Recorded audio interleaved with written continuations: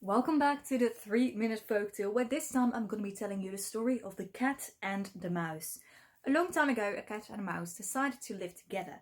They were kind of friendly with each other and thought, well, it's better to keep house together. It's way easier to do it that way. So they lived together in a cat house and everything was going well until a mouse realized, well, winter is going to come and we need to save some food because otherwise you, the cat, are going to eat me and I really prefer not to be eaten. Well, the cat agreed and they gathered a large pot and were like, well, we can collect some food in this and some fat and we can survive the winter with that. So they collected the fat, they filled the pots, and then they were like, well, where should we keep the pot? Well, the cat had an idea and he said, well, we can put it in the church. No one ever dares to take something from the church, and if we put it behind the altar, no one will find it and we will be able to eat it all throughout winter. So they did as the cat said, and the pot was kept behind the altar in the church. The thing is, the cat was kind of greedy and kind of hungry, and the mouse didn't really go out all that much because, it was scared of any mouse traps. So one day the cat said, well, Mouse, I have to go to church because a good friend of mine, my sister, she asked me to become godmother to a child, and she asked me to be at the christening. So obviously the mouse said, well, you should go ahead. I will keep the house and you can go and go to church and do whatever it is you need to do. So the cat went to church, and when he came there, it was obviously all a lie. He saw that pot with fat and he was like, well, kind of hungry for that.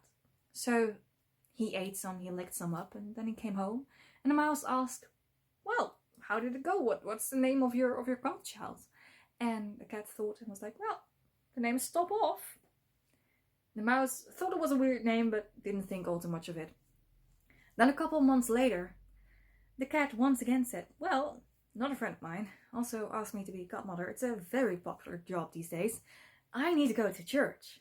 Well, once again, the mouse was like, well, you gotta do what you gotta do. Go ahead. So the cat went to the church, and once again, it was all a lie. And he found this pot with fat. And he continued licking it. And when he came home and the mouse asked him, well, what is it called? Your godchild. The cat was like, well, it's called Half Done.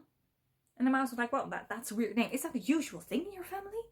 And the cat was like, I don't know what you mean.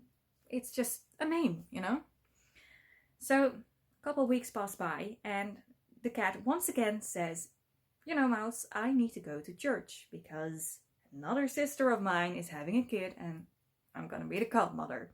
So once again, the mouse is like, go ahead. And the cat goes there. And once again, there is no godchild. It's all a lie. And he finishes the pot. And when the mouse asks when the cat comes back, so what's the name of the child? The cat is like, well, you're not gonna like this name any much either. The name is All Done.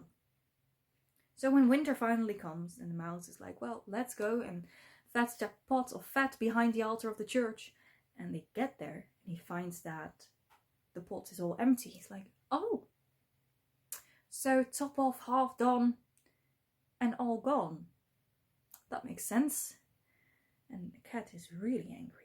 And the mouse repeats the words and the cat is like, well, if you finish your sentence, I'm gonna have to eat you too. And by that time, the mouse had already said the words all done, and he was gulped up and never seen again.